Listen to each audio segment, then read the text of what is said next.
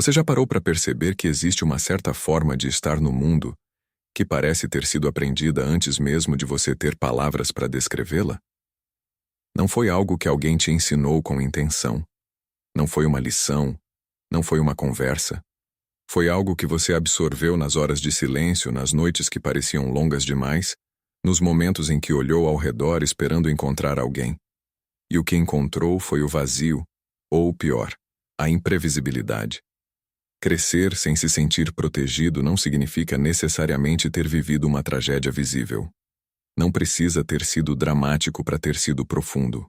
Às vezes foi a ausência de um colo que nunca veio. Foi o adulto que estava presente fisicamente, mas emocionalmente em outro lugar. Foi aprender cedo demais que pedir ajuda gerava incômodo, que mostrar medo gerava punição, que precisar de alguém gerava abandono. E então você aprendeu, não porque quis, mas porque a sobrevivência exige adaptação. O problema é que essas adaptações não ficaram na infância. Elas cresceram com você. Se vestiram de personalidade. Viraram um jeito de ser, de amar, de trabalhar, de reagir. E você foi tão longe carregando tudo isso que hoje mal consegue distinguir o que é você de verdade e o que é a estratégia que uma criança assustada criou para não se machucar tanto. Existe algo quase cruel nisso. As pessoas ao redor muitas vezes não enxergam a ferida. Veem só o comportamento. Veem a pessoa que nunca pede ajuda e chamam de orgulhosa. Veem a pessoa que está sempre no controle e chamam de fria. Veem a pessoa que antecipa cada problema possível e chamam de ansiosa, de exagerada, de difícil. Mas por baixo de cada um desses comportamentos existe uma lógica que faz todo sentido, se você souber de onde ela veio. A criança que não foi protegida não cresceu sem desenvolver nada. Ela desenvolveu algo muito específico, um sistema interno extremamente sofisticado de autoproteção, um radar que nunca desliga, uma capacidade de ler ambientes, detectar ameaças emocionais e se preparar para o pior antes que o pior chegue. É quase um superpoder, só que um superpoder que cansa, que isola, que faz você se sentir sempre em alerta mesmo quando nada está errado. E talvez o que mais doa não seja o passado em si, mas a sensação persistente de que mesmo agora, mesmo adulto, mesmo com recursos que você não tinha antes, ainda não é seguro baixar a guarda. Ainda não é seguro confiar completamente. Ainda não é seguro ser visto em sua totalidade. Isso não é fraqueza. É memória do sistema nervoso. É o corpo que aprendeu uma verdade sobre o mundo antes que a mente tivesse maturidade para questionar essa verdade. E existem padrões muito específicos que surgem nesse processo. 8 comportamentos que aparecem de formas diferentes em pessoas diferentes, mas que têm a mesma raiz, que contam a mesma história com capítulos distintos. E cada um deles revela, de maneira quase cirúrgica, o que acontece quando uma criança precisa crescer mais rápido do que deveria, porque ninguém estava lá para garantir que ela não precisasse. O primeiro é o que eu chamo de a vigilância permanente. Você não consegue simplesmente estar num lugar. Você monitora, observa rostos, mede tons de voz, interpreta pausas, uma mudança sutil no humor de alguém ao seu redor, e seu sistema interno já está calculando o que pode estar errado, o que você fez, o que precisa fazer para consertar. Não é paranoia. É um sistema de alarme que foi calibrado num ambiente onde ignorar os sinais tinha consequências reais. A criança que precisava prever o humor do adulto imprevisível se tornou o adulto que nunca consegue descansar completamente. Porque descansar, lá atrás, significava ser pego de surpresa. O segundo é a independência como armadura. Você aprendeu que precisar de alguém é perigoso. Não porque alguém te ensinou isso em palavras, mas porque toda vez que você estendeu a mão, algo deu errado. O colo não veio. A resposta foi inadequada. O pedido gerou peso, gerou julgamento, gerou ausência. Então você construiu uma versão de si mesmo que não precisa, que resolve sozinho, que prefere carregar o peso em silêncio a arriscar a decepção de pedir e não receber. As pessoas te admiram por isso. Chamam de forte, de capaz, de autossuficiente. E você sorri. Mas por dentro sabe que essa independência não nasceu da força. Nasceu do medo de depender de alguém que poderia não estar lá. O terceiro é o controle como linguagem. Quando o ambiente externo foi caótico, o controle interno se torna a única forma de criar segurança. Você organiza, planeja, antecipa.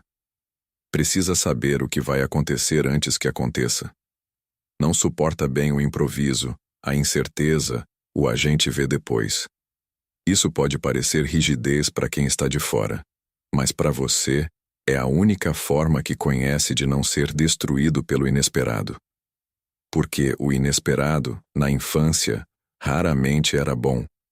O quarto é a dificuldade de receber. Alguém te elogia e você automaticamente minimiza. Alguém te oferece ajuda e você recusa ou fica em dívida.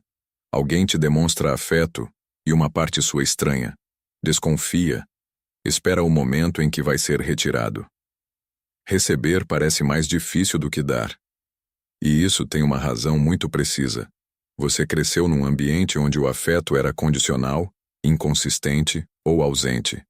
Então, o seu sistema aprendeu que o que vem de fora não é confiável, que é melhor não depender do que chega, porque o que chega pode ir embora a qualquer momento.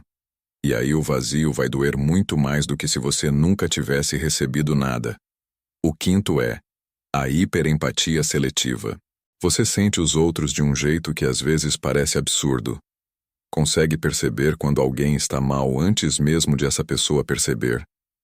Absorve emoções do ambiente como se não houvesse uma membrana entre você e o mundo. Mas ao mesmo tempo, há uma dificuldade enorme de identificar e nomear o que você mesmo sente. Porque essa hiperempatia não é um dom que surgiu do nada.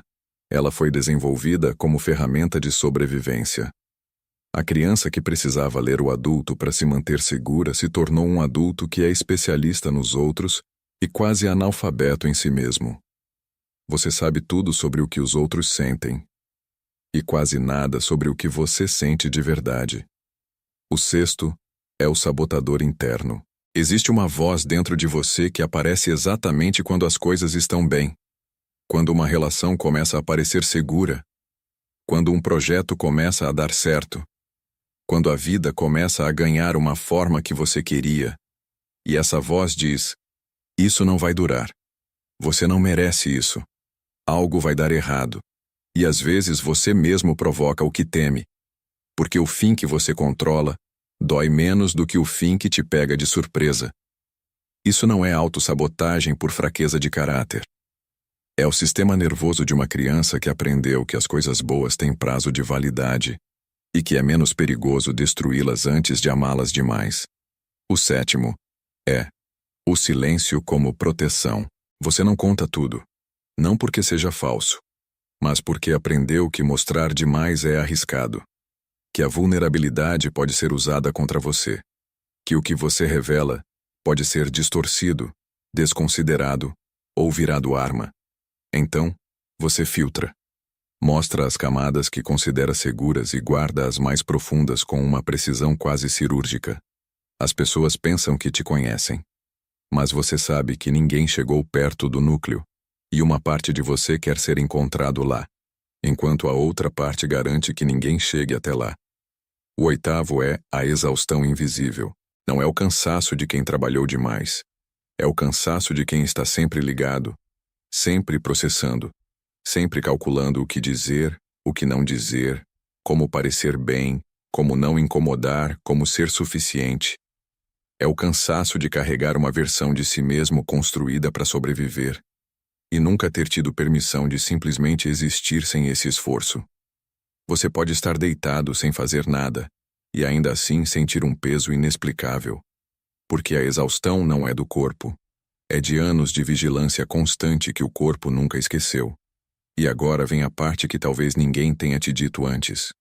Tudo isso que você carrega, essa vigilância, essa independência forçada, esse controle, essa dificuldade de receber, essa hiperempatia, esse sabotador, esse silêncio, essa exaustão, não são defeitos. Não são falhas de caráter. Não são provas de que algo está fundamentalmente errado com você. São provas de que você sobreviveu. São a evidência de que uma criança, sem os recursos que precisava, sem a proteção que merecia, encontrou uma forma de continuar, de funcionar, de existir num ambiente que não foi feito para ela florescer. O problema não é que você seja difícil. O problema é que você aprendeu estratégias num contexto que não existe mais, e o seu sistema nervoso ainda não recebeu o comunicado de que o perigo passou.